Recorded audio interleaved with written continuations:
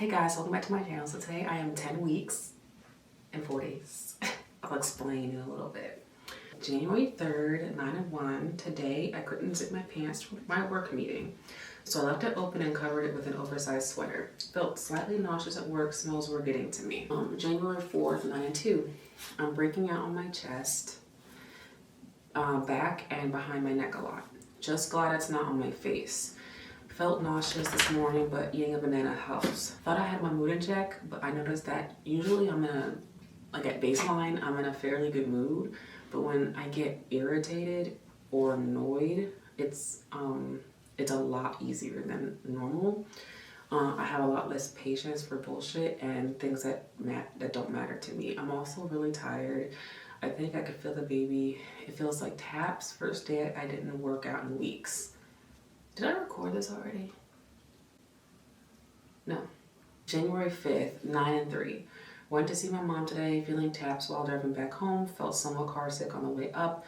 Very bloated today. Second day of not working out. January 6th, 9 and 4. Pretty much slept the entire day. Super lethargic and lazy. Third day of not working out. January 7th, 9 and 5. Still lethargic for half the day. Finally got my energy to get some things around the house done. My mom was super inconsiderate to me. My mom and I got into a tiff. I vented to Blake and had a hard time winding down for sleep, but I did resume my taco today. Yay.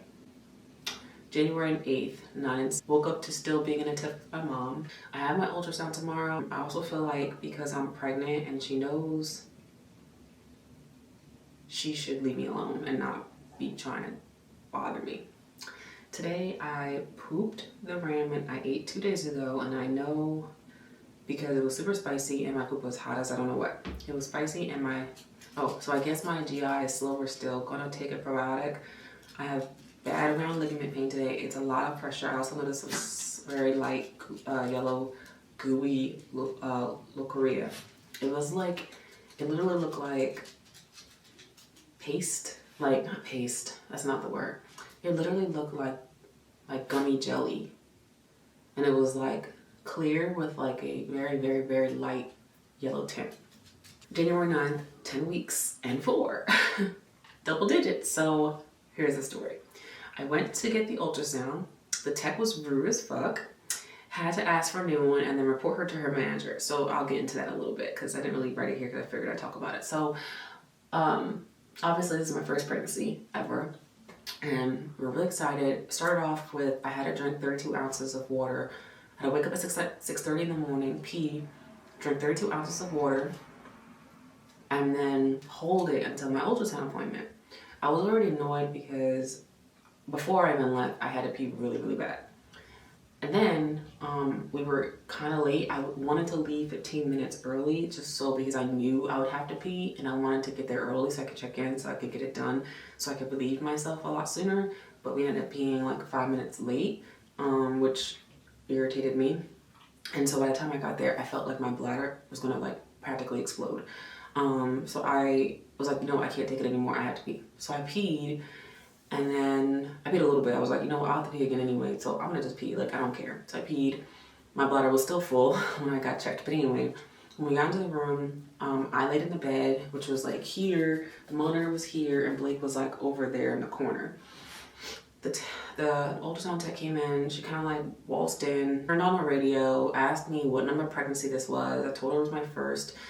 Turned on the radio. It was like the staticky noise, but I guess it was like a sports channel.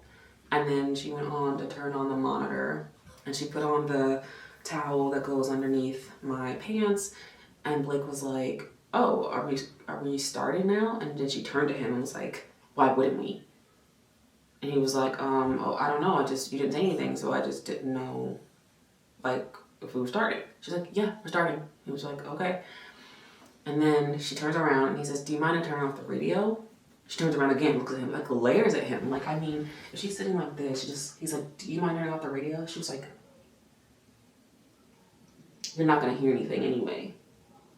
I was like, no, she did not just say that. You're not gonna hear anything anyway, bitch. The fuck? If I said, "Please turn off the radio," she's like, "Oh, sorry," and turn it off.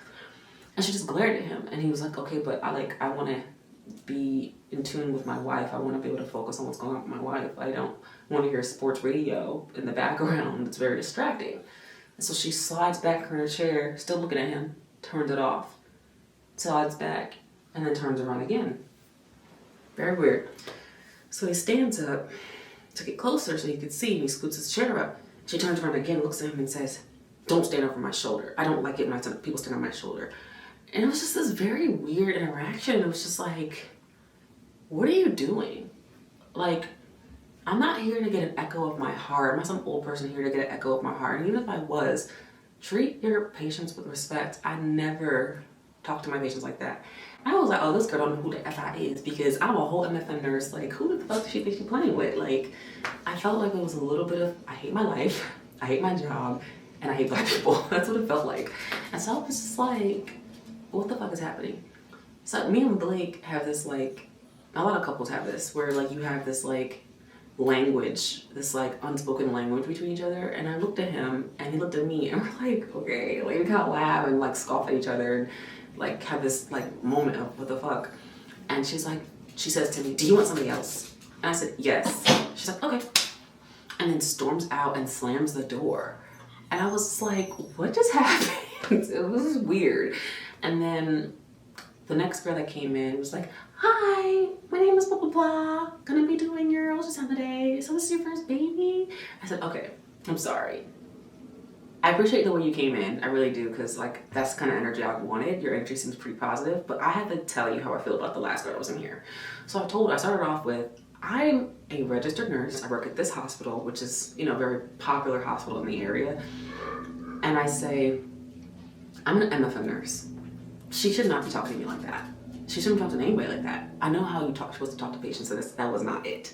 And I kind of go on this rant about, you know, how disrespectful she was, and I explained what she did. I said, I'm sorry to like put that on you, but somebody needs to know, because that was inappropriate.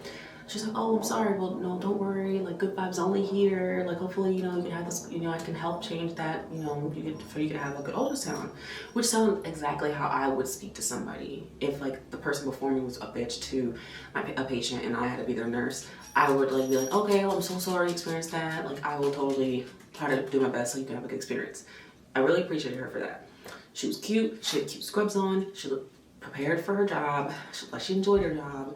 And it was a good ultrasound. We got to see the baby. The baby's little fingers were moving. His or her little feet were moving. It was laying kind of like on its back a little bit. And Blake was like, "Oh my God, is that the thing? Is that the thing?" And we're like, "Yeah, that's the thing." It was cute. We got to see the baby. The only thing is that when she went to print out the prints, you know how like most ultrasound prints print out from the machine, and it's like little square, like accordion Polaroid looking thing, and has all the information on it, has the patient's name and like how many weeks the baby is and like all this stuff. Well, none of that was on there. It was just literally a printout, like a regular printer printout, which was super blown out. So they gave me 3 prints, and this is the first one. And I was like, this is what you're gonna give me? I mean, I still get to see the baby, which is really cool. But I'm like, I want the little, like, you know, cute ones that you can just hold up and stuff. Whatever. So they told me I called my midwife, and they told me that my next appointment, where I get the ultrasound, I think it's like 18 weeks. I'll go to MFM, and I work in MFM at a different hospital, and they always print out nicer pictures. So I was like, okay, fine. I went, I think at 9 weeks, and they want me to fill out this 3-day diet history that I'm supposed to bring in next time. I have like approved medications that I can take. They have classes on preparing for psychological childbirth, like hypnobirthing, hypnobabies, different classes I can take and how much it's gonna cost. Information on nausea, which I don't really have like that, because I only have it when I don't eat, and I only have it when I smell certain smells. But I don't like actually just having it just cause.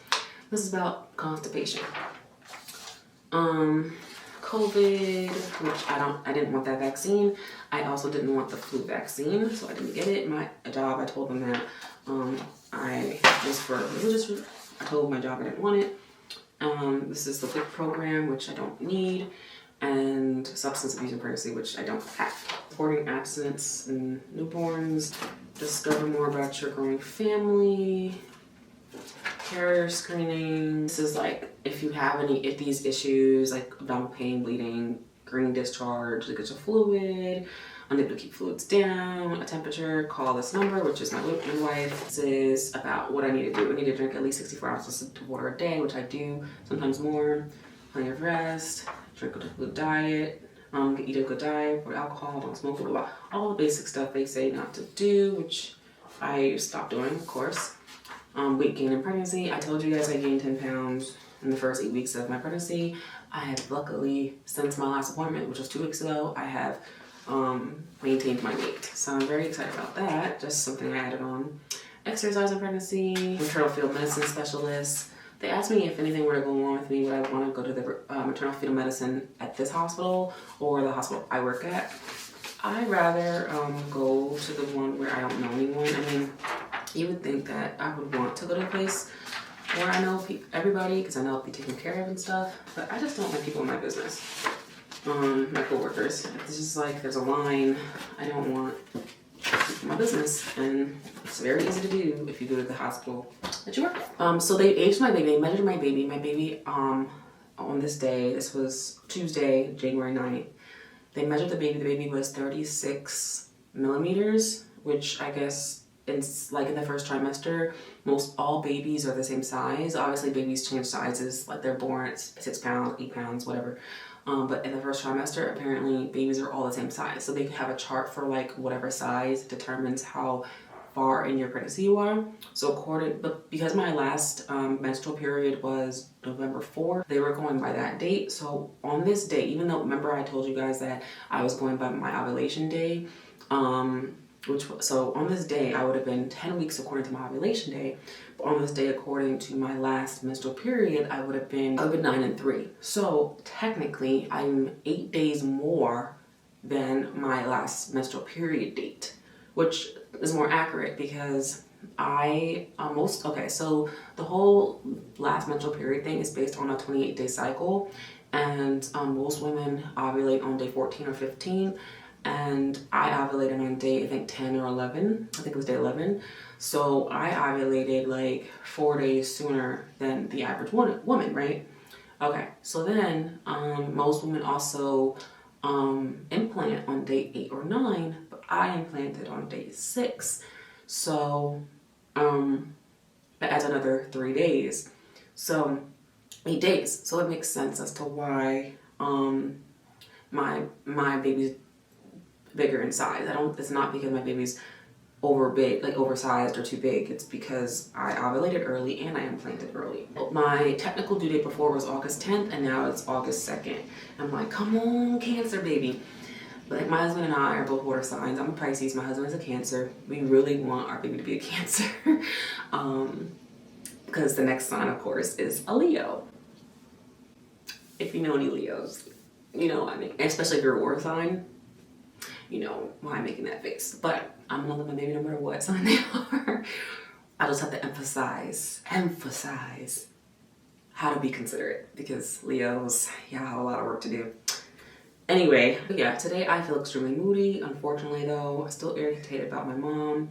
I did send her a picture of the baby, she hearted it. Also too, they found a small cyst on my right ovary, which they are clarifying is the corpus luteum. If you need to know what the corpus luteum, it basically is the sac essentially that the egg came out of. And when it comes out of that sac, when you're pregnant, it starts to produce hormones to sustain your baby until the placenta takes over. So they said that this corpus luteum should disintegrate at around 18 weeks. But honestly, I was feeling a lot of like right-sided pain, which actually made me feel scared. Like, dang, is my baby too close to my fallopian tube? Because I'm like, damn, it's kind of far to the right. Like, that's why I was so scared of like an ectopic, because I was having this like pressure pain. Like even when I lay on my right side too long, it's like hurts. And I actually thought it was the baby trying to tell me like, hey, you're laying on me. But actually, I think it's the cyst that's on my ovary, and I think it's like irritated because it's inflamed. Hopefully it goes away because I don't want to have any issues. And now that I know it's the cyst, I'm like, I want to be very careful because I don't want to erupt it.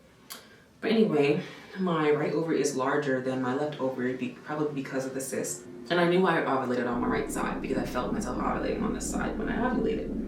So anyway, today the baby is the size of a kumquat. So I stopped here for the like week 9 to 10 because I was a little confused about how to go about making these videos since I'm like further along than I thought. But as of today, I'm gonna technically say I'm 10 and 4, and then when I make my next video, I will go on and start at 10 and 5 and just stop at like 11 weeks and then just do there. So yeah, I will do my baby bump and then I will see you guys next week. Yeah, bye.